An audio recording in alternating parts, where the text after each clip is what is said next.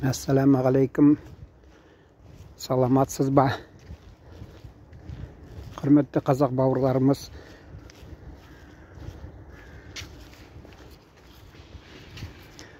Біздің қадірлі өзбек қардашларыбыз, хамма түрклер тыңлаған. Міне орыс тілінде сөйлеймін дегенім. Ашуым келіп, меңе язалар, татарша сөйле дейлер. Татарша сөйлесем қарамайлар, орысша видеоларны ясайым дегенім. Шунасын енді міне исәнләшіп кеткәш енді орысша сөйлемейші исәнләшіп кеткәш. Тұтындым енді татар тілінде.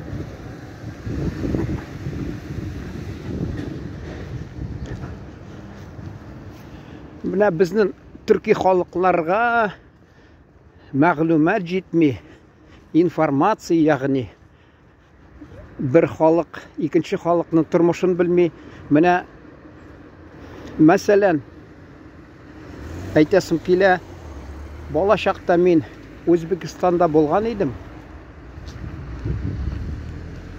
Анда тұрдым, Ташкентте тұрдым. Енді міне уақыт ұзды, әр шақта шул яқларға барып қайтасы келе, көрәсі келе. Хатта әлі Таджикистанда да бір мезгіл болған едім, бір күні арасында. Шунда әлі неше ел, 35 ел ұзғаш әлі.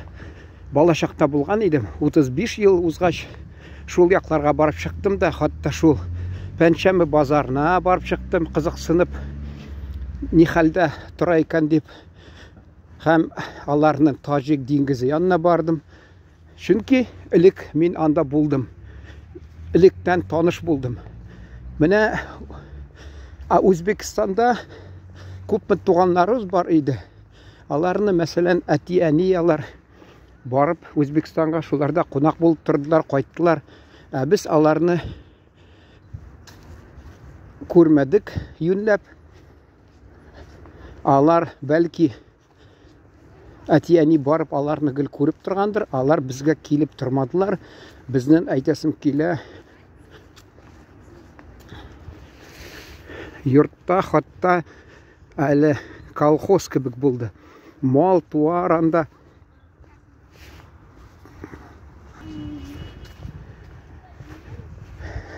Кош-корт киләрме? Тагы нәрсәле күп хатта. Анда бузаулар, анда сыйырлар киш белән, анда үрдәкләр, казлар, тавыклар, шибиләр, бик күп мәшәкате. Алар шул Үзбекстаннан килеп безнең якта ничек инде без эшләп йөрибез, әти-әни эшләп йөри. Алар эшсез утыра алмый, уңайсызлана да, шуңа күрә алар бәлки безгә бик килмәгәндер. Кемдер килде, ана безгә килеп, аларда шул Үзбекстаннан килеп, хатта бір аймы тордылар алар бездә.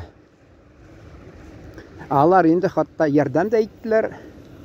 Әле ул әби безнең шул Үзбекстаннан егетләр анда минем безнең шул теге кунак кызлар бар иде. Шуларга егетләрнең күзләре төшеп, хатта аларны эшләтеп,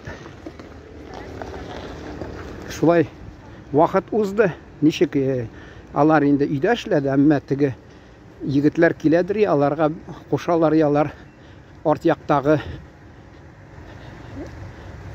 тизәкләрне шулай ничектер күчмә ничек үйіп қойырға, қояшта нетсін, біраз сорықсын деп, кипсін деп, шул ішлеріні алардан ішлетәлер ие.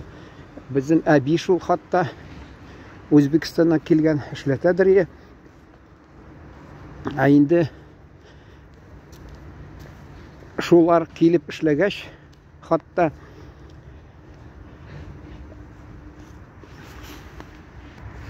Біраз катнашкач эштә, шуңа күрә алар безгә килеп уңайсызланып утырмый иде. Ә без менә теге Самарканд ягында кайдагы туганнарны белмидерик. Шуңа күрә анда барасы да килми, әйтеп булмый инде барасы килми дип. Сәбәп юк.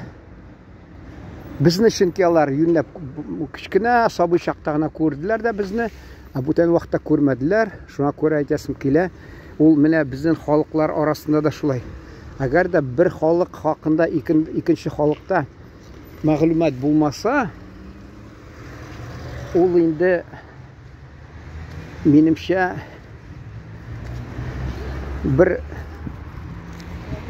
бер-берсенә ничек инде менә магнит бер-берсенә тарта бит, шуның кебек магнит юк инде, шундый магнит юк халыклар арасында.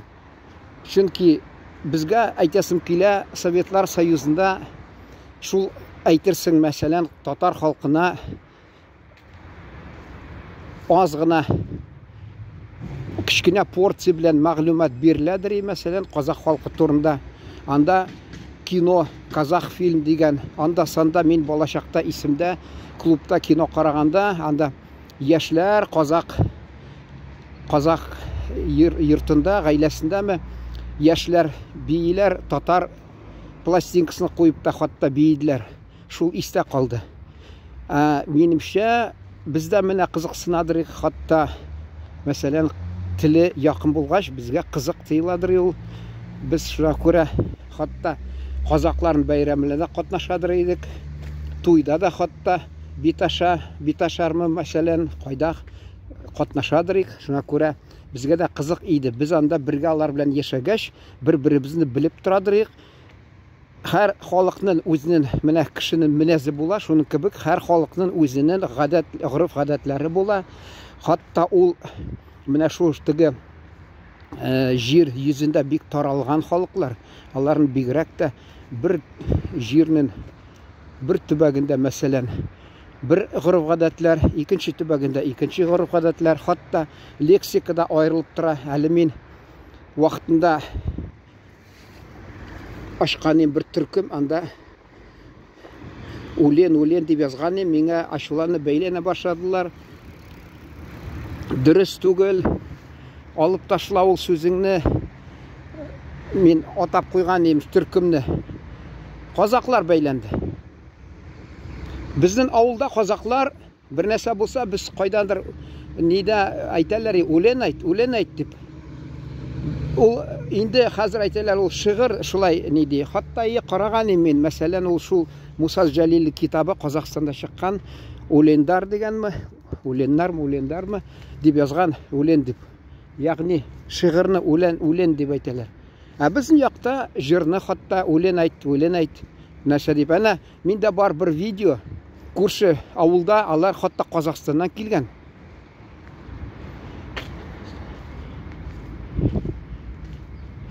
Көнбатыш Казакстаннан. Шул 90-нчы еллар башында алар күчкән. Шунда мин хатта нәрсә ди, әйткән идем, үлен әйт, ул да үлен әйтте. Ул әйтмәде бит, әнне әйт, әнне үлен диде. Ул җырлап бирде хатта. Менә шулай аерылып тора. Әле үзләре хатта милләт тә аерылып тора анда. Кайсылары торалар Казакстанның бер чигендә, бер читендә, кайсылары икенче читендә. Безнең татарлар да мәсәлән әле хатта Оренбург татарлары яри якын булса да, шунда да бераз аерылып тора. Астрахан татарлары мәсәлән, Сибир татарларында хатта әле Нижгар татарлары аерылып тора. Мин хатта Екатеринбург шәһәрендә университетта укыган чакта кич белән китеп барам. Шунда теге кар чис тартып торалар, ханымнар, дворник дип атыйлар. Бер нинди телдә сөйләшәләр, татар теленә якын, әмма татар теленә мин шамаган дип тыйла. Мин аларга якын килеп сорасам, без татар ди. Нинди татар? Менә мин татар, мен әйтәм, менә минем телем шушындый. Юк, менә без шундый мишәрләр ди, кайдандыр әле әйттеләр, кайсы өлкәдән килгәннәр. Ари нидә? Свердловск шәһәрендә хатта татарлар дип торалар. Күрдегезме, тел аерылып тора. Элек ул булмаган, нәрсә дип әйтәләр инде шушы средства массовой коммуникации нәрсәме. Хәзер инде интернет, мәсәлән, хатта күп нәрсә бар. Кеше уңай гына бер-берсе белән элемтәдә тора, алар сөйләшеп, телләре мәсәлән саклана, бер телгә киләләр. Якын элек менә безнең ата-бабаларыбыз, мәсәлән, татарлар, болгарлар, болгар татарлар шуна Казаннан элек болгар иленнән барып, мәсәлән, Үзәк Азияга барып, анда сәүдә итеп, алар телләре якынлашып киткән бик. Соңдан инде революциядан соң хөкүмәт тарафыннан аларга тыелган, сөйләшмәгез, бу сүзләрне кулланмагыз. Әле миңа вакытында хатта Азербайҗан кардәшем әйткәни, безгә ди yorum дип сүзнең ахыры сүзендә әйтергә ахырын тыялар, хатта ди төркчә булмасын дип. Төркия бүтән дәүләт, капиталистик дәүләт дип, ул рәсми рәвештә җитәкчеләр арасында, мәсәлән, аларда дуслык инде көчле дигән була, хатта бер-берсенә ярдәм итеп торганнар дәүләтләр җитәкчеләре. Әмма шуңа карамастан тел ягыннан Азербайҗанны да хатта тыйганнар. Шул сөйләделәр миңа Азербайҗан кардәшләребез миңа, безне ди рөхсәт булмыйдыр төрк теленә якын булмасын дип. Шуңа күрә безнең телебезне тыйып тордылар. Менә görüyorum, bakıyorum. Шундый сүзләр, мәсәлән, ахыргы нәрсә бар бит инде, сүзнең хәрефләре, шуларны кулланырга рөхсәт бирмиләр, хатта ди шулай. Yorum дип әйтмәгез дип. Шулай тыйып торганнар. Хатта газет ул вакытта менә хәзерге кебек инде газетләр булмаган, теләсә кем теләсә чыгара. Ул вакытта хөкүмәт тарафыннан анда катгый рәвештә тыелып торган, менә шушны сүзләрне кулланмагыз дип. Шуас бара карасам, мин хатта Татарстанга килсәм, монда югары киңәш дип атамыйлар, хатта Верховный Совет дип язалар. Верховный Советы Татарстан, Верховный Советы дип. Күрдегезме, ничек аларны кысып телен бетерергә тырышып, хөкүмәт коммунистлар тарафыннан, коммунистлар хөкүмәте тырышкан инде телне бетереп Верховный Советы дип. Югары киңәш диергә ярамыймы әллә хатта? Бик күп сүзләрне. Шунасын хатта мин бездә 90-нчы елларда газетлар ачылып киткәндә, алар башта әле бик уңайсыз яларга баш мөхәррир ди урынына баш редактор дип язалар, хатта тагы нәрсә. Әкрен кайтты ул сүзләр яңадан. Телебезгә, Аллага шөкер. Ул телләребез, без хатта мин карап торам, шул бер хәреф казак телендә менә булай языла, татар телендә булай языла. Мәсәлән, татар телендә г-ны алыгыз, казак телендә ул бер төрле бар анда. Карасаң, татар телендә аны хатта айырып булмый, г-мы дип аңлап кына була тик. Тагы нәрсә, бик күп анда сүзләр, бер 4 ничә анда хатта мин өстәп җибәргәннәр дә. Ж, ә, ө, шул хатта шул калганнары юк, ң дип хатта айырым юк, тагы нәрсә дип шул тырышканнар инде шул нәрсә кириллицага әйдәргә аударып шулай куллансыннар дип. Хатта шуңа күрә кеше укый алмый, хатта менә ул сүзләрне килешми, ул теге хәрефләр, анарга игътибар итмиләр инде. Шул халыкларыбыз элемтәләре үзелеп бетте. Элек ата-бабаларыбыз инде сәүдә итеп йөргәннәр, шул Казакстанга анда муллалар барып, шулай халкыбызны белгәннәр, нинди халык икән дип. Соңыннан мәхрүм иттеләр мәгълүматтан халкыбызны, хатта төрки халыклар мөнәсәбәтләре үзелде. Элек мәсәлән ул Оренбур өлкәсе Казакстанна кирип, Казакстан автономия җумһуриятенә кирип, автономияле җумһуриятенә кирип, хатта башкаласы булып вакытында. Шунасын 36-нчы елны айырым, ул анда да әле ничәнче елны әле 36 елны ул тик союздаш статус алды җөмһүриятләре.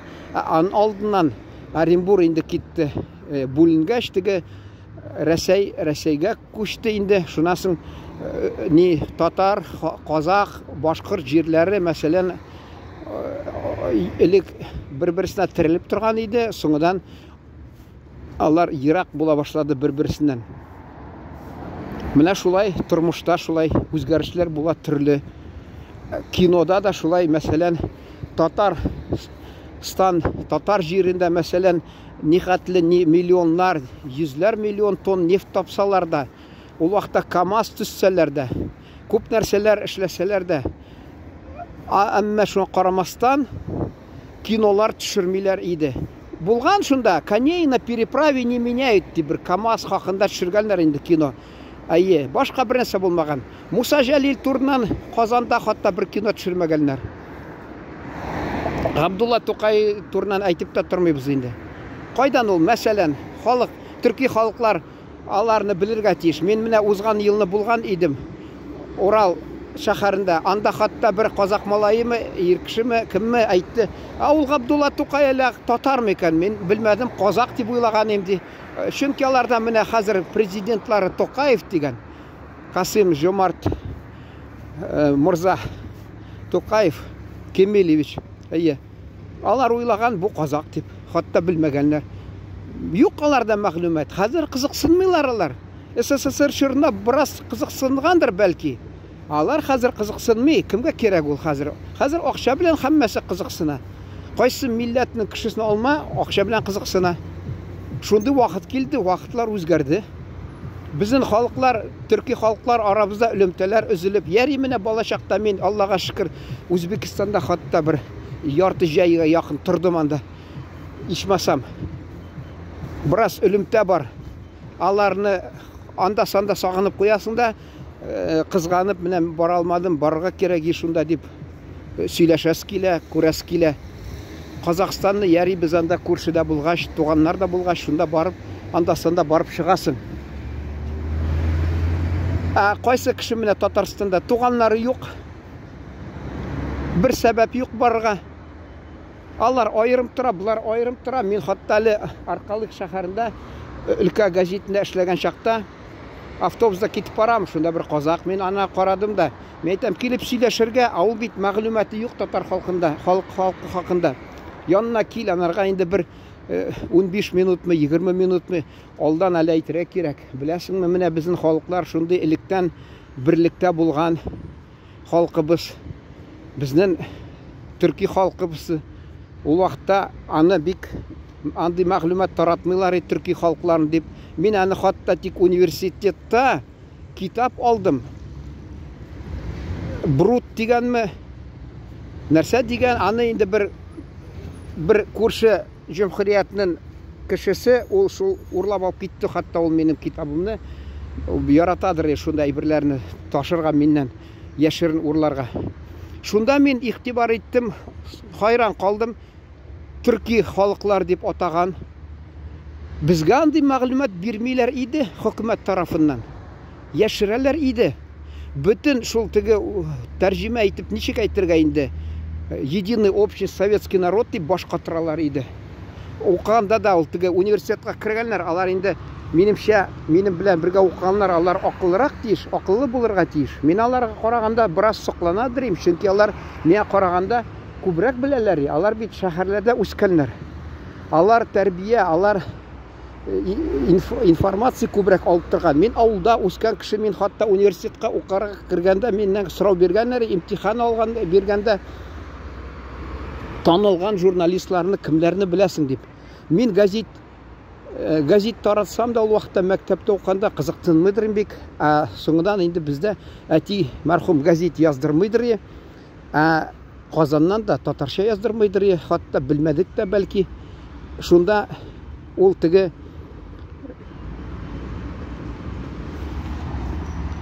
миңа шул теге радио гына булды. Радио тыңлап, мин анда шунда инде Валерий Касаван деген тағы кімдерін, шуларын исемлерін айтып салдым. Бұлар аптырап қалдылар. Алар бәлки алар радионы тыңламағандар, шәһәрдә телевизор қарайлар, шәһәрдә газет, журнал. Мен мәсәлән шул университетта оқыған шақта йөгерергә чыгадыр. Кайсы вакытта кисәдә акча булмаса, шунда хатта карасам, я литературный газета, әдәби газет мәсәлән Мәскәүдә чыгадыр, я за рубежом дигән. Алар кызык буладыр. Анда бераз артыграк информация бирәләр. Мин янда булса акча алып сатып аладыр. Монда мин хатта мен менә университет Ленина проспектында, мин тимир юл вокзалы янына хәтле барам, хатта йөгереп, шунда акчам юк, кешеләр йөри. Мин торам, зинхар бирегез әле миңа бер 3 тиен, зинхар бирегез әле миңа бер 2 тиен. Шулай дип җыеп кешеләрдән шул 15 тиенлек газет аладыр хатта. Шуны кызыксынып укыйдырым. Менә шулай. Шәһәргә баргач, мин хатта шул газетләрне укып, бераз ничек инде мәгълүматым киңәйеп китте. Авылда торганда шул теге радио башка бер нәрсә булмады. Без авылда инде киселеп тордык, кысылып тордык. Мәхрүм иттеләр безне информациядан. Авылда шул теге районный газет инде даяркылар. Теге чабаннар турында язып торды. Күпме сыер сауганнар, сөт сауганнар. Инде өлкә газетында хатта шуны язганнар. Анда санда сирәк теге халык ара тормыш турынан бер бик көчле идеология ягыннан бик көчле шундый бер мәкаләне күрсәң инде, башка инде шул һәммәсе пропаганда бик көчле иде. Әтияны карап газетне үтрек. Казакча үтрек ди, татарча үтрек. Шулай дипме, дөресме әллә? Мин аны бутап торам. Безнең якта казаклар мәсәлән сүзләрне үзгәртеп. Хәзер әйтәм, мин Башкортстанда булганда татар районында хатта кызны урлаганнар дигәнем. Казаклар бездә о дип әйтәләр. Татарча у дип, үтрек татарча. Шулай үтрек, ягъни ялган ул. Әти әйтәдер. Шуңа күрә газетында язылмыйдыр ул. Ялган язалар. Кайдан мин мәгълүмат алырга тиеш аны? Аллага шөкер, менә университетка кергәч, газетлар, журналлар укып, хатта ул вакытта әле була кешенең өендә тын алып булмый, тын кысыла. Әмма кичкенә генә форточка ачыла да, шуннан саф һава керә. Шун кебек менә бу за рубежом дигән атна сайын чыккан анда безне бит Советлар Союзына урыс әйтә, между строк читать. Шуны өйрәттеләр безне. Шуны укыйсың да, күрәсең хатта шул за рубежом газетне атнасына бер чыга, шунда чит илдәге матбугатта нәрсә язылган, шуны нәрсә басырганнар, шуны безгә кабатлап тәрҗемә итеп бирәләр. Анда идеология инде азрак инде, чөнки ул бит чит илдә бастырылган. Анда тик гел аларны шул илләрне танкыйтьләгән, җитәкчеләрне танкыйтьләгән, сәясәтне танкыйтьләгән шундый тик материалларны гел бастыралар, хатта мәкаләләрне. Шунда да мин шун белән канәгать булып, шатланып укый идем. Хатта инде мәгълүмат ашлыгы, ягъни информационный гол барбыр. Инде ул теге нәрсә дип аталар әле? Порция дипме? Паёк, информационный паёк инде атнасына бер шул за рубежом дигән газетны алып укыйсың. Бүтән вакытта хатта работническое дело дип шул болгар телендә чыгадыр газет, шуны алып тырышадыр укырга. Нәрсә бар икән анда дип хатта. Тагы кайсы газетләрне алып шунда кызыксынып укыйдыр хатта. Чит илдә ул чыгалар, бездә нәрсәле алман коммунистларның газеты чыгадыр хатта. Шуны мин аладырым киоста. Безгә укканда, алман телен өйрәнгәндә, шунда безгә кирәк иде. Инде тагында буладыр газет хатта Morning Star дигән, Morning Star, утренняя звезда, Англиядән чыккан хатта. Аны мин аңламыйдырым, шуңа күрә укымыйдырым. Безнең төрки халыклар хакында менә нихәтле республика булды, җәмһүриятләр. Өзбекистан, Казакстан, Кыргызстан мәсәлән, Түркменистан, хатта Азербайҗан. Ник шунда менә сез бит төрки халыклар, менә мәгълүмат кабул итегез алар тормыш хакында дип. Юк, Мен әлі бір вақытта радио тыңлап, хатта аптырап киттім. Алар сабун дип әйттіләрме сүзіне шулай кулландылар. Мен бұлар біздің татар сүзін куллана икән дип аптырап киттім хатта. Шунасын 90-шы елларда аларда ызгыш китте әрмәннәр белән. Шунда алар намус, ул ике халыкта да бар икән шундый сүз, намус дигән. Азербайжан кардәшләребез шул куллана башладылар сүзне, трибунадан берсе депутат сөйләшкәндә намус дип мәйтәм, кара, бу шулай гына. Менә суса биткән кешегә тилмереп, исседә, шүллектә азапланып яткан кешегә, мәсәлән, авызына килеп 1-2 тамчы су сибәләр бит, шул кебек шундый мәгълүмат шулай безгә килеп торды. Шунда сизеп кенә тордык, без тугандаш халыклар икән дип. Шул шакта, мәсәлән, славян халыкларын тырышалар ие. Менә алар бер халык, хатта менә вакытында Рәсәй патшалыгы аларга ярдәм иткән болгарларга, ягъни алар братушки дип атаганнар. Аларды сугышта төркләргә каршы чыгып, мәсәлән, Төркиягә каршы, Осман императорлыгына каршы чыгып, аларны коткарып калганнар. Шулай дип, алар бит әллә кайдагы ерактагы, хатта мәсәлән, славян халкын, менә алар якын, менә булар якын. Киноны карасаң, братья славяне дип нетәләр. Тюрки дип бер ишетмәдем мен, кызганычка каршы. Тюрки дип анда. Тыелып торган бәлки. Мин аны соңдан инде бара аңлый башладым. Без инде казак халкы белән бер авылда торгач, инде яри аңлый башладык. Без якын икән бу халыклар. Аны бүтән халыкларны бит әллә мин әйтәм, шул китапны сатып алгач, мин хатта укый башлаганым. Анда ничә дистәләр төрки халыкларны искә алалар. Төрки халыклар дип аптырап киттем хатта.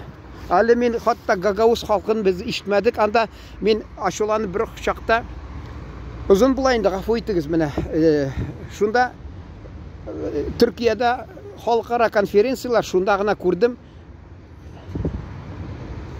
Халыкның сеси дигән, халыкның сеси, ягъни халыкның тавышы дигән газет, шуны аптырап бу нәрсә икән дип тордым. Безгә менә Молдова фильм кинолар, хатта шигәннәр хакында кино төшерәләр. Шигәннәрне Михай Волонтер Молдаванин булса да, ул шигән итеп күрсәтәләр. Сугышта булган имеш, нихәтле безнең төрки халыклар, нихәтле татарлар, хатта ничә йөздән артык милләт, шуннан СССР күләмендә татарлар 4-нче урында, герой, теге урысча әйтмешчә, Советский Союзы саны буенча 4-нче урында. Бер кино төшерергә ярамаган.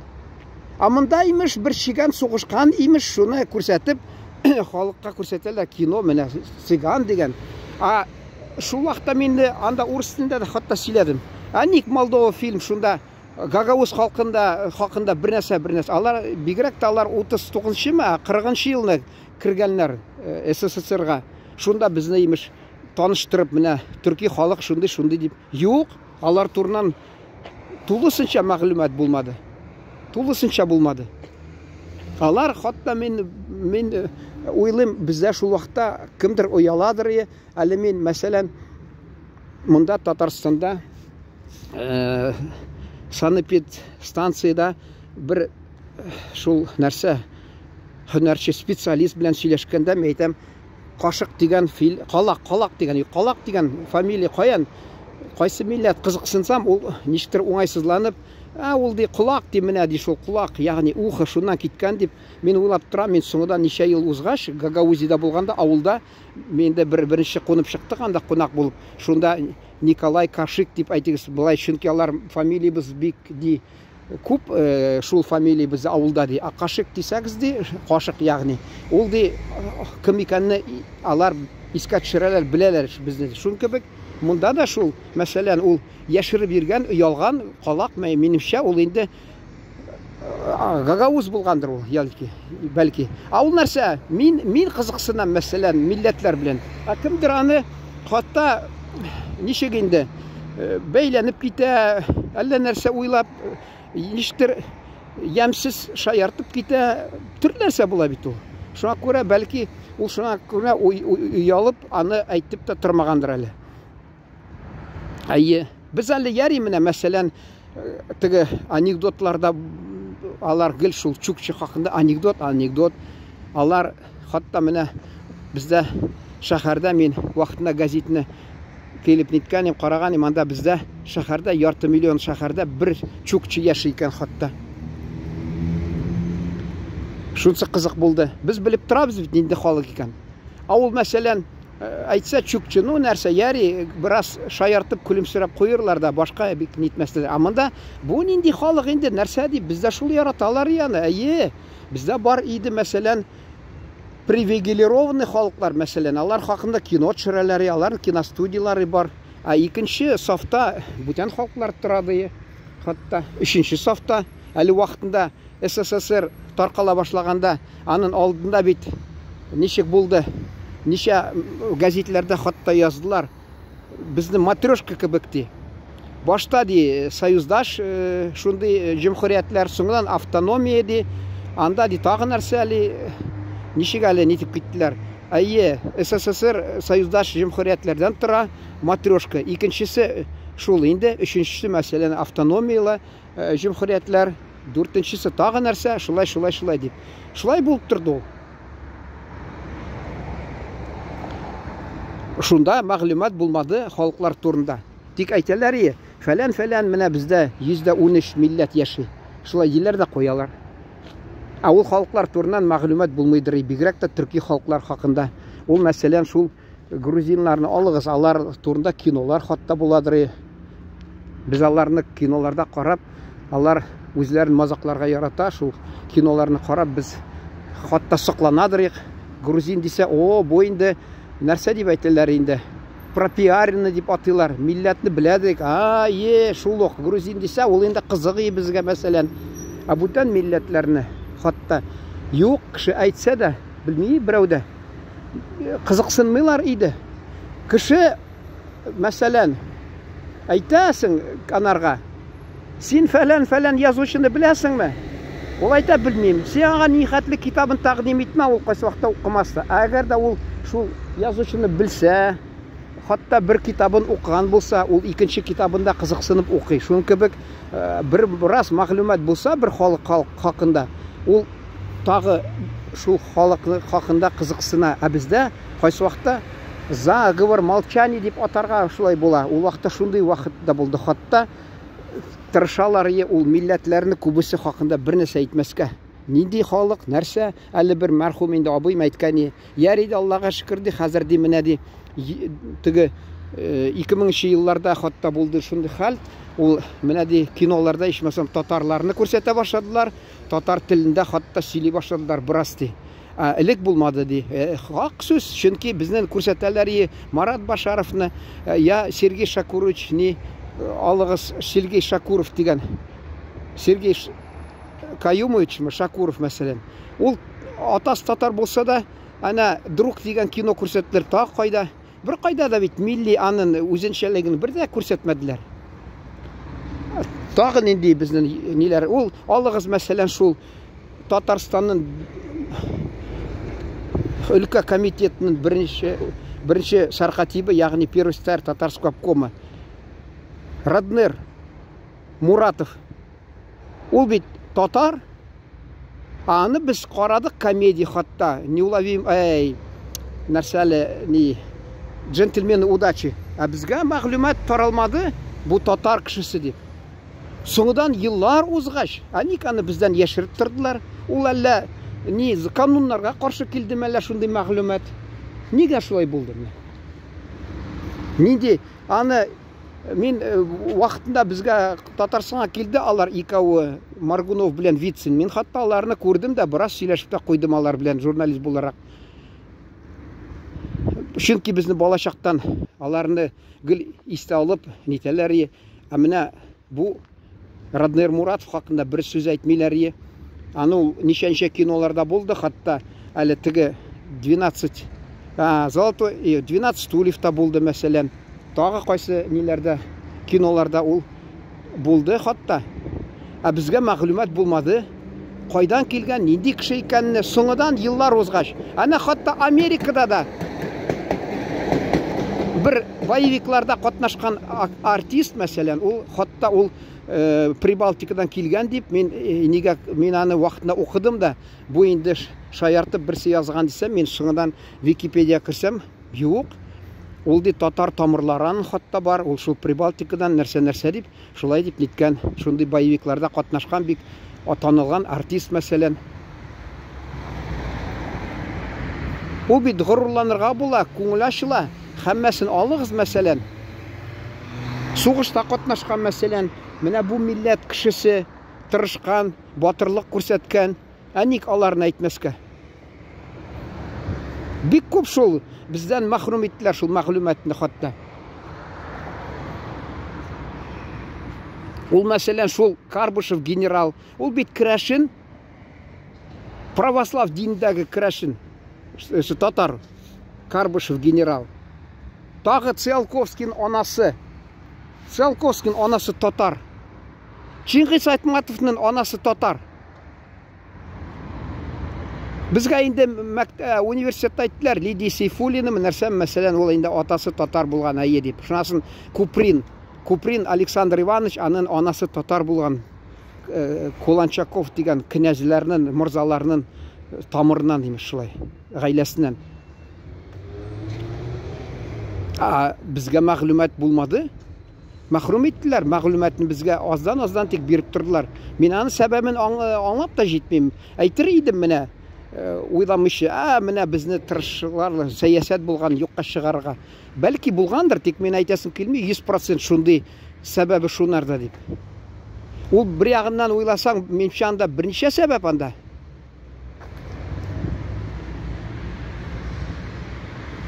Міне шул искачты ағаш, тамырлары көп бейді. Аны тігі соқлар кетіріп тұрған. Шун көбік бұда, мәселен, шул көрінішінің тамырлары бек көп. Мен айтасы келмей, шул ғына бір гіне хатта мақсат қойғанлар болғандыр енді, анда болғандыр, мақсат болғандыр енді бір яғынан.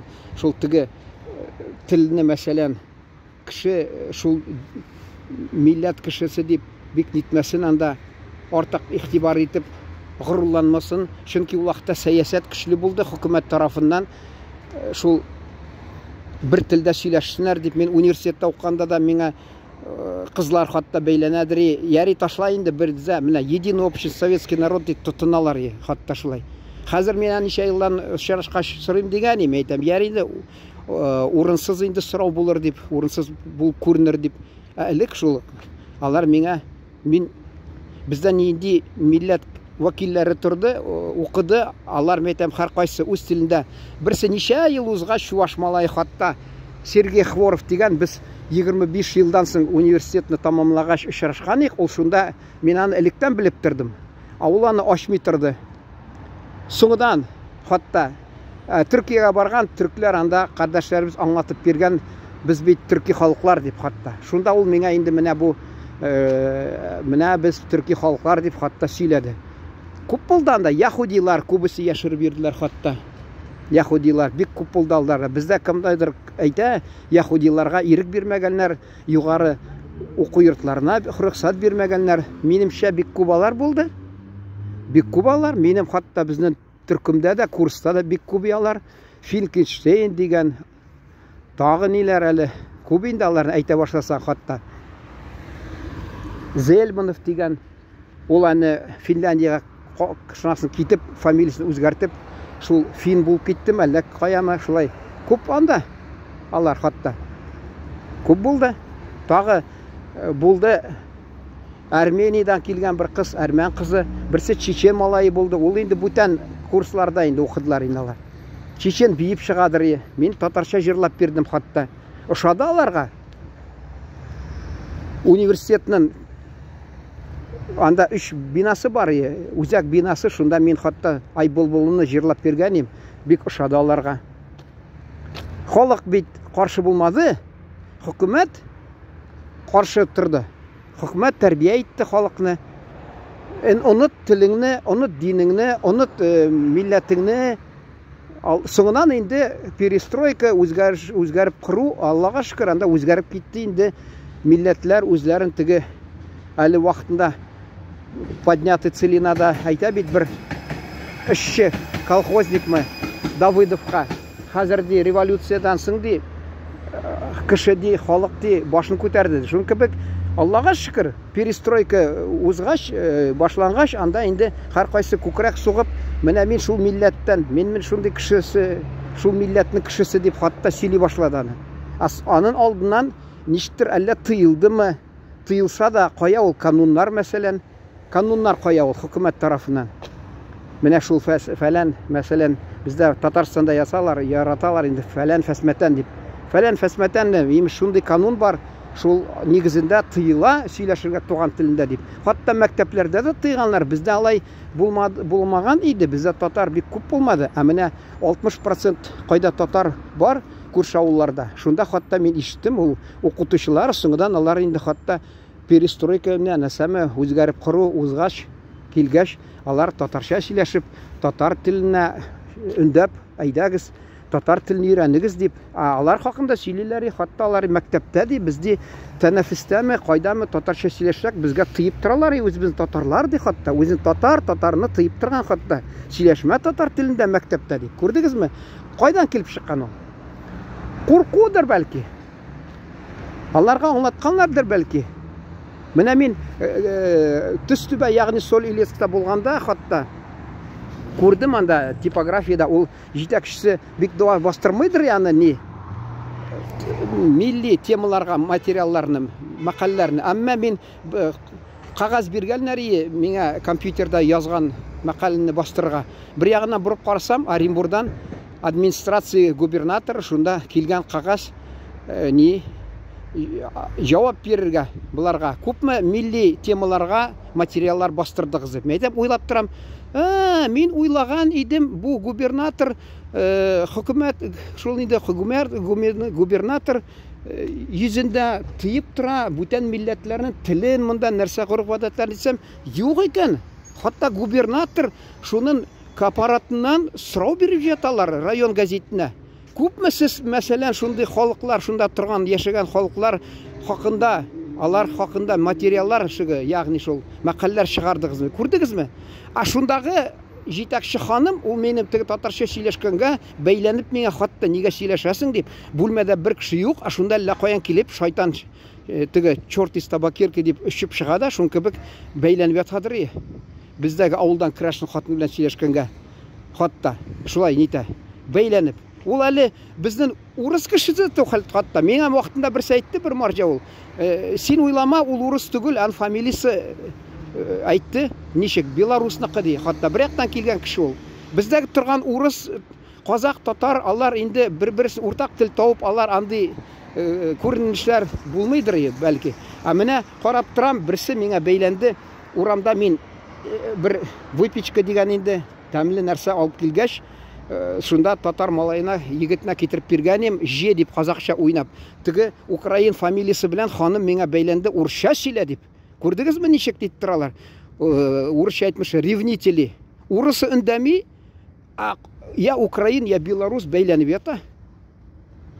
Монда да миңа милләтче дип, хатта кайсы вакытта мин депутат чагымда милли мәсьәләләр буенча мин комиссияда булгач, аны без тикшереп йөридек. Шунда кибеттә мин нигә монда ике телдә язмаган дисәм, миңа бу Мордва ханымы кибетче, милләтче дип бәйләнде. Бүтән халык кешеләре бәйләнә. Хатта мин аны, алар фамилиялары урысча, алар шул үзләрен яшереп, бүтән милләт кешеләре бәйләнеп ята. Урыстан былай ишетмәдем, урыс хатта әле мәктәп мөдире хатта әйтте, менә милли ниләр безнең милләтчеләр инде, татар милләтчеләр тырышлыгы аркасында бездә ди урыс мәктәбе, махсус урыс мәктәбе ачылды ди, хатта ди. Бездә ди, Аллага шөкер, менә шул ачылды, шундый урыс, махсус урыс та мәктәбе ди. Бүтән милләтләр алар яшеренеп кешеләре әллә көнләшеп, әллә яратмый нәрсә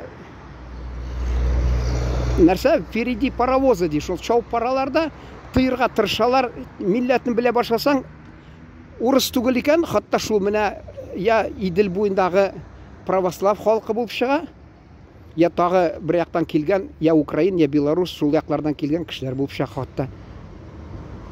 Біз аны орыс деп ойлаймыз да, қайсы уақытта енді гүнах жиябыз хатта.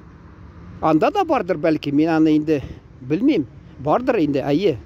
Әмма мен айтасық бейлі, бірге тұрғанлар алар бір-бірсін түзіп тұралар. Мен хатта Екатеринбургта қарауладырым йұртны, яңа түзілген. Анда ескі йұрттарыны ешіп ташлағанлар, шында ерлі қатын бабай әбі келгенлер еді қарарға. Сөйләшіп кеткенік, мен университеттен меңа қызлар бәйләнә, бізде бір генә халық, советский народ, ник сен менә өз телеңне, өзіңне, ғұрып-ғадатыңны тырышасың күрсәтергә дип. Бу әби белән бабай тотынды мен әйтергә. Безне ди урыс авыллары, татар авыллары белән күршедә торды, бергә булмады. Әмма без ди татарча сөйләшәдер алар белән ди. Алар без белән урысча сөйләшәдер иде. Менә нинди татулык булган. Советлар дүк хөкүмәте булмаса да хатта ул хөкүмәте минемчә аны белән инде кызыксынмагандыр, халык элек килгән халыкның электән ғұрып-ғадәтләре килгән шулай. Бүтән күршедә халыкны хөрмәт итеп, ул телен белергә һәм шул телдә сөйләшергә. Ике кеше тату яшәсә, арасына бер өченчесе кирип дошман итәсе килә аларны. Андый да була менә. Җәмәгать вакыт бик күп китте. Тыңлагагыз өчен рәхмәт инде шул хәтле. Менә артык кайсы вакытта булса, кемдер ялкыта, кемне шуңа күрә ачулары килмәсен дип тамамларга кирәктер бәлки. Бу кызык булса, мен бу теманы дәвам итермен, Алла бирсә. Хәзергә рәхмәт. Бигрәк тә рәхмәт безнең менә төрки кардәш халыкларыбызга. Алар казак халкы булса да, үзбәк халкы булса да, татарча тыңлыйлар.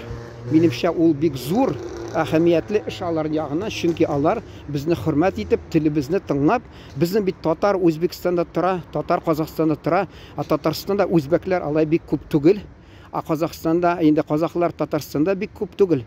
Алар шуңа күрә кайдан белергә тиеш.